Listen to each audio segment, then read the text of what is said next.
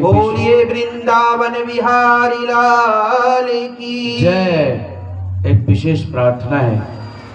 यह ज्ञान मंच है, यह ऑर्केस्ट्रा नहीं है।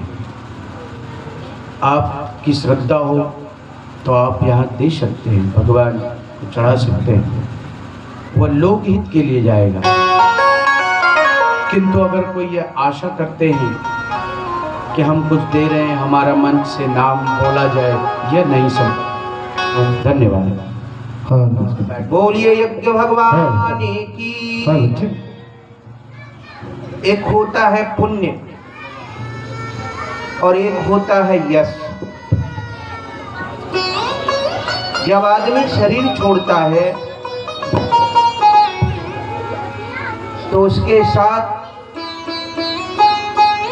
जमीन नहीं जाते, जायदाद नहीं जाता, मकान दुकान नहीं जाता, कपड़े लत्ते गाड़ी घोड़े गहने जेवर तमाम नहीं जाता। क्या जाता है? तो उन्होंने जो जीवन में पुण्य इकट्ठा किया है वही पुण्य जाता है, और उसी पुण्य के आधार पर उसका परलोक संवरता है। उनके लिए शुभ शांति सुख का सदगति का वातावरण बनता है। अगर आपने गुप्त रूप से दान दिया तो वह पुण्य कहलाता है। कहीं भी दिया, गुप्त रूप से दिया तो वह पुण्य कहलाता है। और अगर आपने उसकी घोषणा करवा दी, भाई हम इस मंदिर में किवाड़ लगवा रहे हैं, इसमें मेरा नाम लिख दो, तो वो पुण्य नहीं हो गया, वो क्या हो गया? यश। ये फलाने बाबू ने फाटक दिया है, यश मिलेगा, लेकिन पुण्य यश इसी संसार में रह जाता है। यश उस लोक को साथ में जाता नहीं है। उस लोक में जाता क्या है? पुण्य। आज आदमी मंदिर में प्लास्टर करवाते हैं तो अपना नाम लिखवा देते हैं, ये यश है। लोग कहेंगे फलाने बाबू ने ऐसा करवाया है, फलाने बाबू ने ये दान में दिया है मंदिर में, लेकिन वो पुण्य नहीं है। पुण्य वह है जो गुप्त रूप में आप देते हैं। दायां हाथ दे तो बाएं हाथ को भी पता लगना नहीं चाहिए, उसका नाम है पुण्य।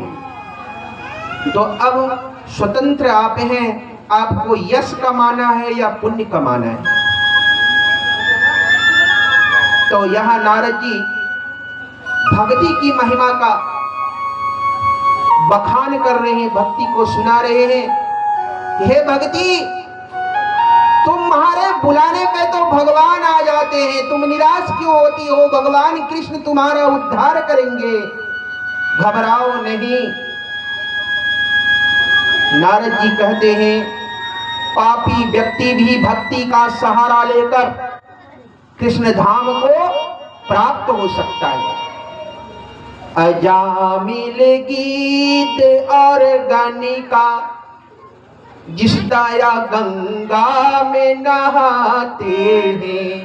अजामिल गीत और गणिका जिस दया गंगा में नहाते हैं, उसी में मुझ सा बिंदु पापी मिला लोगे तो क्या होगा? दशा मुझ दीन की भगवन संभालोगे तो क्या होगा? अजामिल, गिद्ध और गणिका, ये सब तो संसारिक दृष्टिकोण से अच्छे नहीं थे, लेकिन भगवान ने इनको भी ताड़ दिया, क्योंकि इसके अंदर भक्ति भावना थी। नारद जी बोले,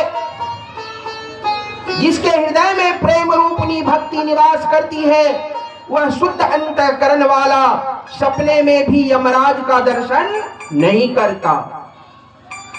नारद जी बोले, जिसके हृदय में भक्ति वास करती है, प्रेत पिशाच राक्षस दैत्य आदि उसे छूने से भी घबराते हैं, उस व्यक्ति का अनहित करने में समर्थ सबल नहीं होते। अतः हर आदमी को ईश्वर भक्ति करनी ही चाहिए।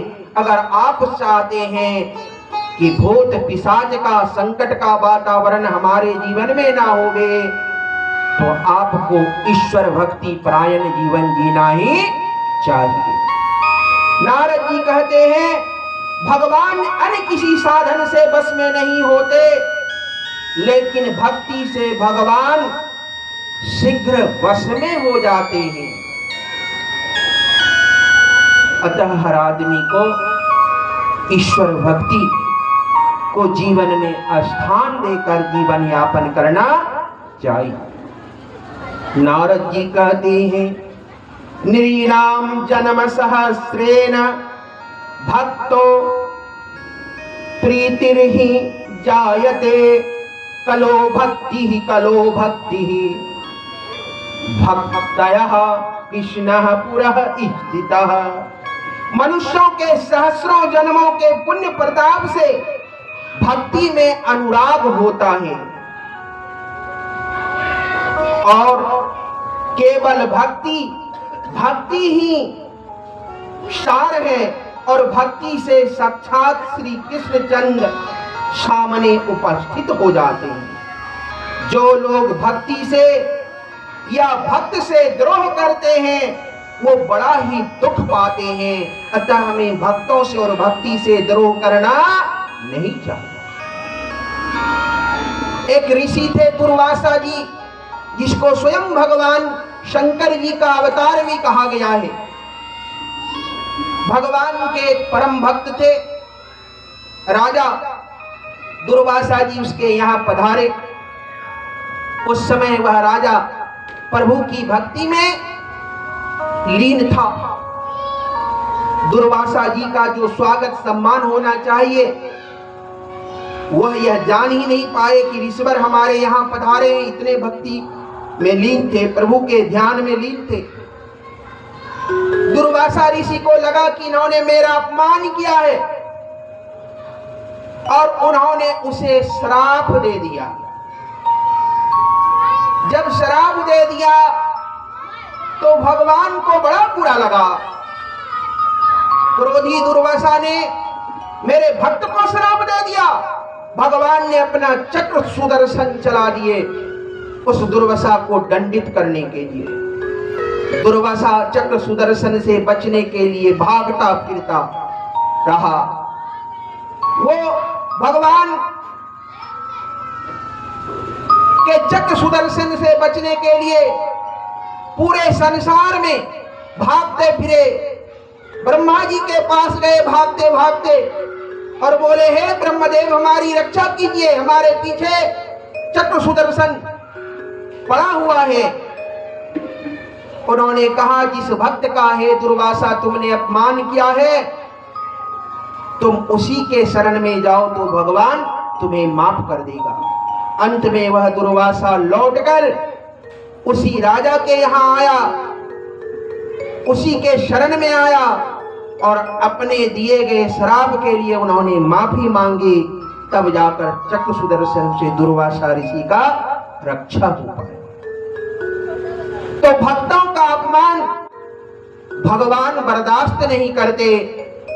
सच्चा भक्त अगर है तो उस भक्त का संसार में सम्मान होवे, इसके लिए प्रभु भगवान भूमिका निभाते हैं। अगर हमें सम्मान पाने की चाह है तो हमें ईश्वर भक्त होना ही चाहिए, प्रभु भक्ति करनी ही चाहिए। कहते हैं नारद जी के इन वचनों को सुनकर भक्ति सारे अंग भक्ति के पुष्ट होते चले गए और वो कहने लगी, हे देव ऋषि आपकी बातें सुन सुनकर तो मैं बिल्कुल ठीक हो गई, लेकिन हमारे पुत्रों में चेतना नहीं लौटी है। ये अब भी मूर्छित बेहोश है। इस ज्ञान और वैराग्य को होश में लाने के लिए आप कुछ प्रयास कीजिए। नारद जी ज्ञान वैराग्य को जगाने वहां वेद ध्वनि करते हैं, वेदांत का पाठ करते हैं, गीता का पाठ करते हैं। उनको जगाने के लिए लेकिन आलस्य में पड़े हुए और अचेत अवस्था में पड़े हुए ज्ञान और वैराग्य दोनों जो थे भक्ति के पुत्र, उनके नेत्र नहीं खुले। तब जाकर आकाशवाणी हुई कि हे देवर्षि नारद, आप खेद मत करो, आपका प्रयास निश्चित सफल होगा। इस ज्ञान और वैराग्य को होश में लाने के लिए, भक्ति के पुत्रों को अचेता अवस्था से सचेता अवस्था में लाने के लिए आप सत्कर्म करें, आप सत्कर्म करें, आप सत्कर्म करें। ये आकाशवाणी नारद जी को प्राप्त हुई। अब नारद जी विचारने लगे, हम क्या सत्कर्म करें जिससे कि भक्ति के ये जो पुत्र हैं ज्ञान और वैराग्य, इसकी चेतना वापस लौटवे, होश में ये आवे, अचेत जो है ये सचेत होवे। अंततः नारद जी वहां से चल पड़े और उन्होंने विचार किया कि मुझे तपस्या करनी चाहिए इस ज्ञान और वैराग्य को होश में लाने के लिए। और तपस्या करने के विचार को लेकर देवर्षि नारद बद्री वन को पहुंचे, जहां पर सनक सनंदन सनातन और सनत कुमार ऋषि कुमार से उनकी भेंट हुई। सनत कुमार ऋषि पुत्रों को, ऋषियों को नारद जी ने अपनी परेशानी का कारण, उदासी का कारण, चिंता का कारण बताया। तब तक सनक आदि ने कहा, हे देवर्षि आप चिंता न करें, भक्ति के हित हेतु ज्ञान वैराग्य के उद्धार का एक सरल उपाय है, और यह सरल उपाय बहुत पहले से ही विद्यमान है।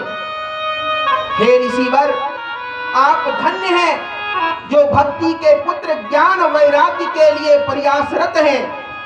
इसमें आश्चर्य की कोई बात नहीं है। भगवान के भक्त के लिए भक्ति की सम्यक स्थापना करना सदा उचित ही है। ऋषियों ने संसार में अनेकों मार्ग प्रकट किए हैं जो कष्ट साध्य है और जिनका फल स्वर्ग प्राप्ति कराने वाला भी है। ईश्वर की प्राप्ति कराने वाला मार्ग तो गुप्त ही रहा है, और उसका उपदेश करने वाला पुरुष प्रायः भाग्य से ही मिलता है। आपको जो हे देवर्षि नारद जी आकाशवाणी के द्वारा सत्कर्म करने की प्रेरणा प्राप्त हुई है, संकेत मिला है, हम उसे बताते हैं। आप प्रसन्न और समाहित चित्त होकर सुनिए। अब सनकादि ऋषि नारद जी को कह रहे हैं, द्रव्य यज्ञास तपो यज्ञ योग यज्ञ तथा परे स्वाध्याय ज्ञान यज्ञासु च ते तो कर्म भी सूचकः। हे देवर्षि नारद, द्रव्य यज्ञ, तपो यज्ञ, योग यज्ञ और स्वाध्याय रूपी ज्ञान यज्ञ, ये सभी तो स्वर्ग प्राप्ति आदि की ओर संकेत करते ही हैं। पंडितों ने ज्ञान यज्ञ को ही सत्कर्म कहा है। मुक्तिदायक कर्म का सूचक ज्ञान यज्ञ को ही कहा गया है, और इस ज्ञान यज्ञ को संपन्न करने के लिए आप सत्कर्म कीजिए, सत्कर्म कीजिए, सत्कर्म कीजिए। सत्कर्म सूचको नूनम ज्ञान यज्ञ स्मितो बुद्धि। हे नारद जी, और सत्कर्म एक ही है कि ज्ञान यज्ञ कीजिए, और ज्ञान यज्ञ अर्थात आप सत्संग कीजिए, सत्संग कीजिए। श्रीमद् भागवत का प्रायण जिसका गान शुक आदि महानुभावों ने किया है, आप उसी श्रीमद् भागवत कथा का सत्संग कीजिए। इस सत्संग के प्रभाव से भक्ति का उद्धार होगा, जन जन तक भक्ति पहुंचेगी, और उनके पुत्र जो ज्ञान और वैराग्य हैं अचेत हैं, बेहोश हैं, वो सचेत होंगे और होश में आ जाएंगे। नारद जी ने सनक आदि ऋषियों की बातों को सुना और उसकी सलाह को मानते हुए बोले, हे ऋषि कुमार, हम कहाँ सत्संग करें? तो कहा, जो बैर रहित स्थान है वहां हमें सत्संग करना चाहिए। और नारद जी को लेकर सनक आदि ऋषि हरिद्वार पहुंचते हैं, वहां आनंद वन में। वहां पर श्रीमद् भागवत कथा का सत्संग होने की व्यवस्था बनती है। उस सत्संग में देव, गंधर्व, किन्नर, यक्ष, सारे वेद, शास्त्र, पुराण, दर्शन, सारे तीर्थ, सारी पवित्र पावन नदियां, वृक्ष, वनस्पतियां, सबके सब उपस्थित होते हैं। और शनक आदि व्यास मंच पर उपस्थित होकर श्रीमद् भागवत कथा का सप्ताह पारायण पाठ करते हैं। आइए सत्संग की महिमा को हम सभी भजन के माध्यम से सुनते हैं।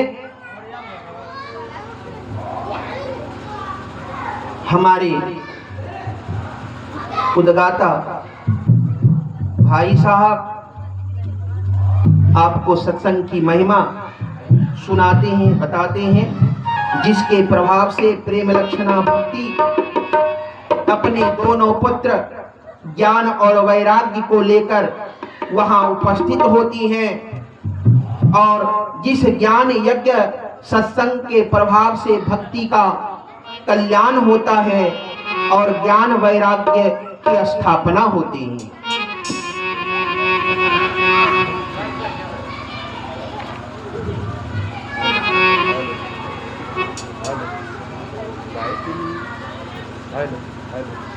Hello.